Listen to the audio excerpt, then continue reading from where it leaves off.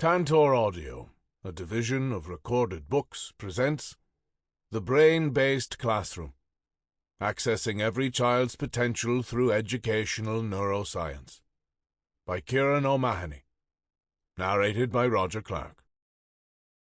Publisher's note: this audiobook will refer to visual elements included in the print and e-book editions of the book. Preface. Teaching with brain should be a no-brainer. Yet very few of us know enough fundamentals of how the human brain works, or, for that matter, are familiar enough with the delicate dance that is the intersection of neuroscience and pedagogy to be successful at teaching with the brain. It is this conundrum that neural education seeks to address.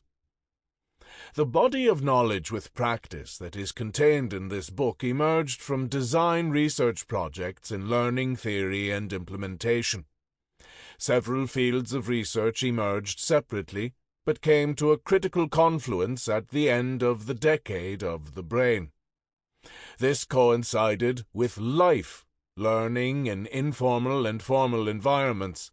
First, National Science Foundation, NSF, Science of Learning Center, SLC. Life members were awarded $50 million over 10 years to study how children learn. On the heels of this center, a cross-disciplinary research project sponsored by the National Institutes for Health merged learning models with neural substrates to learning theory and thus advanced the field further. Over time, this research collaboration refined itself into a method and a process.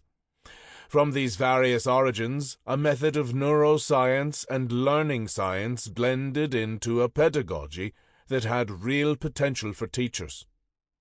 As teachers quickly embraced a neural solution, it became clear that this effort consisted of three separate but intertwined elements to form a rickety three-legged stool: teacher, student, and guardian. If one leg was wobbly, the center fell out. The structure lost its stability. Neural education worked best when all three legs stand solid on the ground. The neuroscience of learning was needed in classrooms where both teachers and students were given rudimentary and life-changing information about how the human brain works and how children learn. The cognitive 3 R's make up a critical aspect of neural education: reflect, revised thinking, and report out. Reflection is a personalized method that fosters agentic, metacognitive processes. In reflection, we are empowered to take charge of our own learning in a way that makes us feel good, purposeful, and with an informed mindset. It requires a careful scaffolding methodology that is inherent in a neural education paradigm. Revised thinking delivers a personal voyage of cognitive rehearsal throughout this book, so that it is possible to see one's thinking shift, to make new neural connections, and to live in the learning. Report out is personalized to one's domain of practice. The neural education premise is that you find a pedagogic model that works for you no matter if it is face-to-face, blended, or remote. A lens that is informed by the human brain's capacity for learning and self-realization will ensure success. Introduction. Two questions drive this book. Though situated in any 21st century classroom, each question derives from a pair of unrelated but landmark events that were set in motion in the middle of the last century.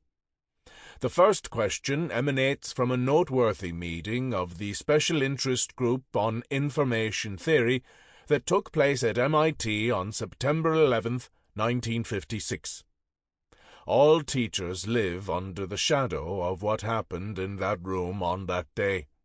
The second question is focused on a paradigm shift that distinguishes behaviorist beginnings from mentalistic models related to neuroscience and learning. Both questions have implications for engagement and safety in learning spaces. These are the questions that teachers might ask themselves. What would I do differently if I used a cognitive neural lens in my classroom? How can I effect cognitive change in a behaviorist system? Though we situate the questions in K-12 learning spaces, they are equally meaningful for learning spaces in any workplace. The neural lens is critical. Our brains are what make us who we are. They are the seat of personal identity and autonomy. Our biological system is made up of billions of neurons communicating with one another. It also includes chemicals in the blood, as well as bacteria in the gut. We recognize a gut feeling for a person, place, or thing that sometimes makes all the difference. We are creatures of interaction and reaction. Genetics and epigenetics play their part too. Our being is affected by where we were born, guardians who raised us, schools we attended, and social contexts in which we grow up. Every day, in schools and homes, we see the results of genetics and environment at play. Children either thrive or struggle to learn. Guardians anguish over why one of their amazing children cannot compete in academics or contribute at sports, and will show up in a negative and reactive way against all expectations and wishes. At the same time, we witness children who used to be dysregulated, disruptive, aggressive, and troubled achieve personal successes in the face of insurmountable odds that ought to incapacitate even the most resilient of our species. What is the difference? How can we explain the connection between the brain, personality, identity, and potential? In this book, we attempt to draw together strings of neuroscience and learning sciences in order to make sense of children in their social contexts. It comes as relief to teachers and guardians to know that there is a solution to the many distracting and disruptive behaviors that seem to dominate optimal learning scenarios. We explain, first, the neuronal structures that underlie learning. We accompany these with appropriate pedagogic nuances to illuminate successful learning environments. All children are born to learn. They are hardwired learning machines. Yet, it is not a given that all children will achieve success even with purposeful mediation and practice. Knowledgeable and well-meaning guardians and teachers can lose some children. Teachers are therefore the most important focus of this book. While we are interested in knowing about our brains and questions relating to personality, identity, and consciousness, we focus our inquiry in areas that pertain mostly to the learning brain. For instance, how does this piece of information about the hippocampus or amygdala relate to a child in a classroom? At the same time, we want to help guardians understand their children in the home. We view every piece of information through a lens that asks the question, does this information help a teacher who is doing her best to manage a disruptive student? Sometimes that student is simply following the brain's imperative, which is to survive. After all, our species, Homo sapiens, made it to this time and place. We are the ultimate survivors. As social beings, we appear to have an uncanny ability to accurately assess danger and the intelligence of another person. Such evolutionary preparedness for survival remains with every child in everyday social interactions. It's a complex space. To reach into a child's learning world, we might encounter conscious effort or subconscious involuntary reactivity, social capacity that is contributive or combative for engagement, and emotional intelligence that fosters or hinders growth. Each brain is unique. Consciousness is unique to each individual. Mind, brain, and consciousness are in play for each individual separately. Mind is a person's intellect. that something that enables one to be aware of their world. It allows us to engage with experiences, especially to think and to feel. Mind is, thus, the faculty of consciousness and thought. The various functions of mind, like rationalizing and learning, are a set of processes carried out by the brain. Mind capacities are referred to as cognitive ability. The word cognitive conjures a rich envelope for concepts that include notions of reasoning, predicting, and thinking. Without the brain, the mind would not function. For instance, stroke victims typically experience difficulty engaging in normal mental functions. Short-term memory exhibits degrees of impairment. Sometimes they experience disorientation and have difficulties partaking in easy conversations. It is because we are able to think, feel, argue, laugh, act, learn, remember, and create that we are who we are. The brain is only roughly 3 pounds of squishy vesicles, yet it produces our every emotional and intellectual act. It determines our moods. It is also immensely powerful and full of potential. It can endow us with the capability for great joy, terrible fears, real sadness, and awful misery. Teachers often struggle with disruptive and aggressive children. It seems that, for a lot of learners, anxiety can trigger a fight, flight, freeze reaction to normal teaching scenarios. The involuntary reactive system is triggered in situations of looming threat or imminent danger. For instance, in the wild, a baby zebra might react in a flight scenario when a lion chases it. Why is it that some children can manage to stay engaged, pay attention, follow instructions, and generally do well when the teacher introduces a new challenge, but other children become aggressive, disruptive, even antisocial? Disruptive individuals take everyone else down with them. It's a lose-lose situation. Teachers and guardians who are informed about how the human brain works and how children learn are quick to recognize when a child reaches the limitations of working memory. Too much information, typically at a time when the brain is already in an amygdala hijack, means learners are unable to process. What is working memory? What are its limitations? And what is amygdala hijack? The neural lens that this book will uncover focuses on understanding and demystifying these items. Too often, teacher focus is on content. So much to teach and so little time. Such constraints are immediate triggers for cognitive overload.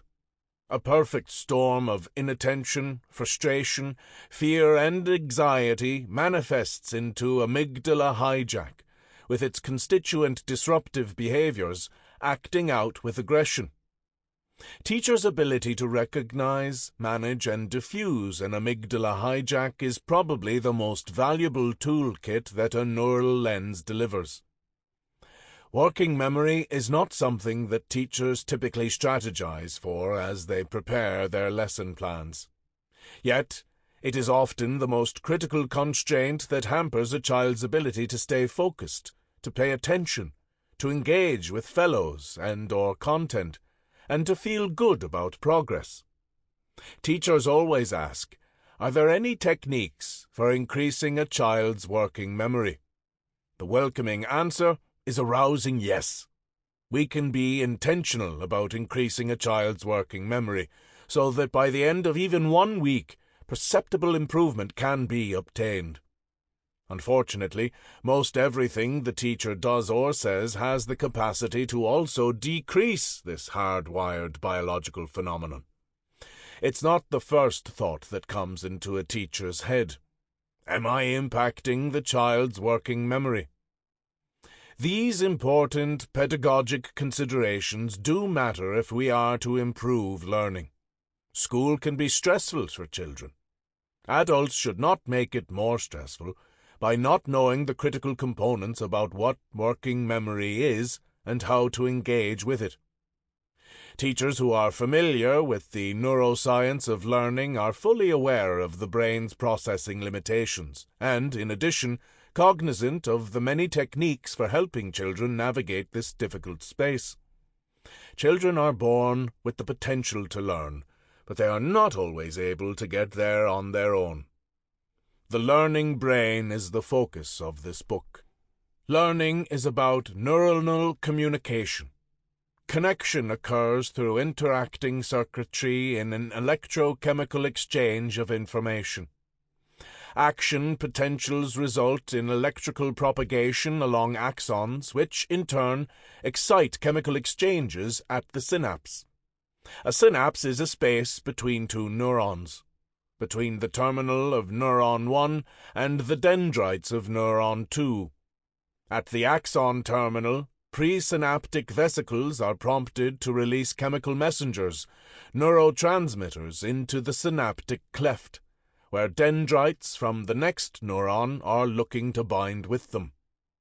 Postsynaptic receptors on these dendrites scoop up appropriate neurotransmitters and, depending on whether the message is excitatory or inhibitory, decides what to do with it. Since communication occurs at the synapse, it is easy to see that the synapse is currency for learning. We highlight structural building blocks of the brain's capacity for communication. The definition of learning is grounded in the physicality of making connections. To get there, it is necessary to comprehend mental models that uncover components, interconnections, and circuitry. Learning is a complex act involving survival, emotions, and logic. The brain is a busy and complex entity. Thus, learning is an intensely personal survival dance with partners like interest, attention, and working memory, and meanwhile, the brain is always learning something.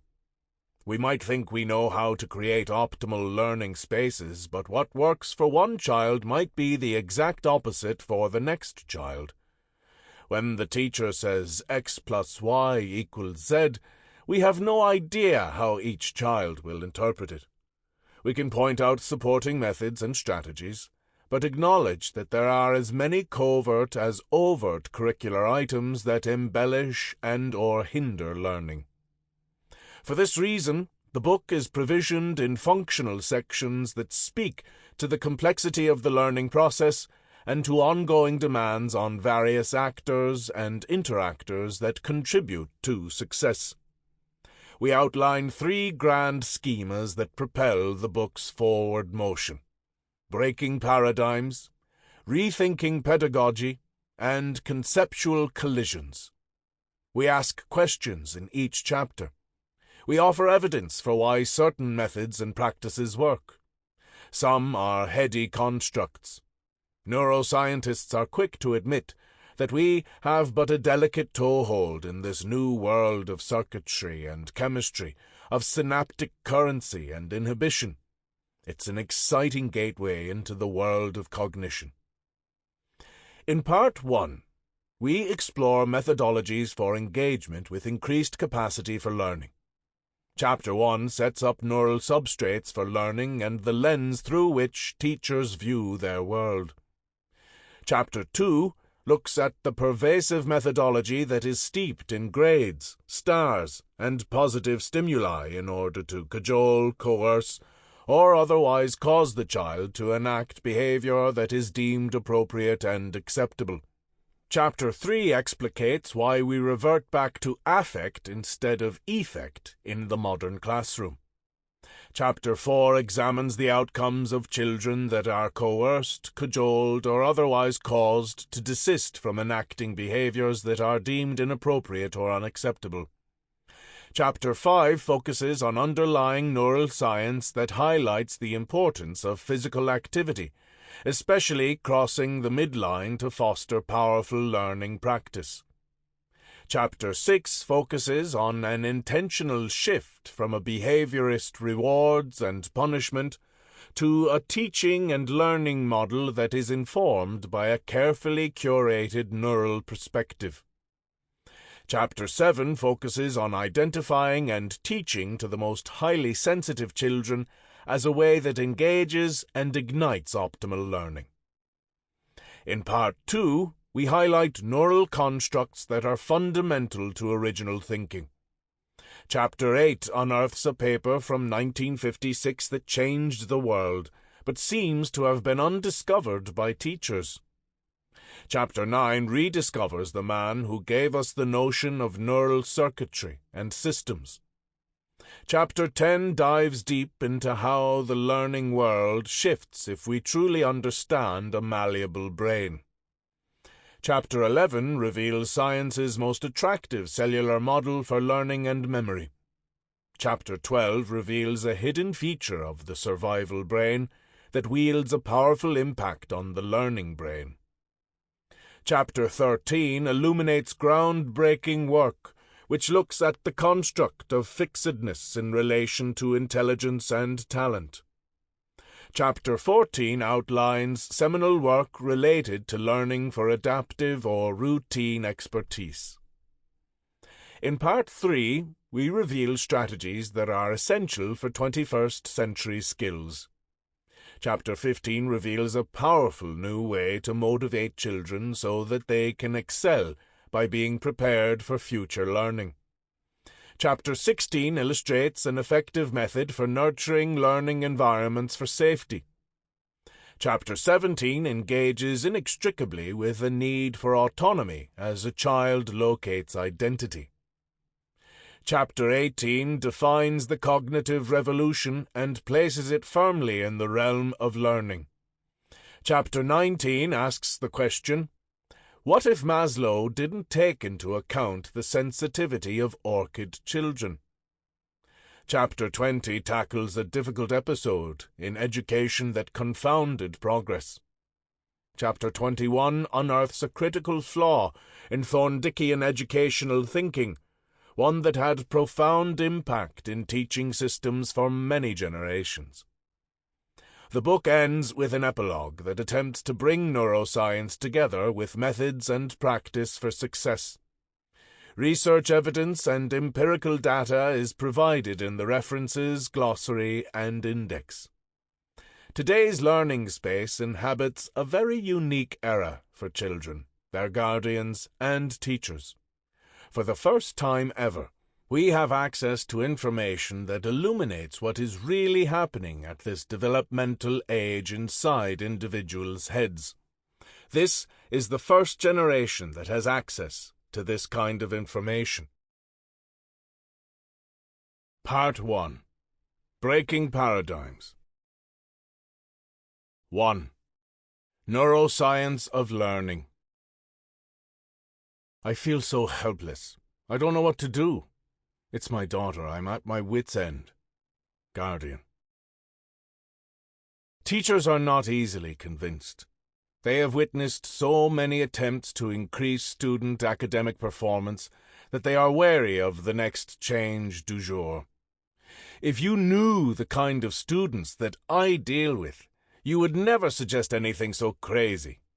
50 bouncing balls in my classroom will be pure chaos, broken windows, fighting, and mayhem.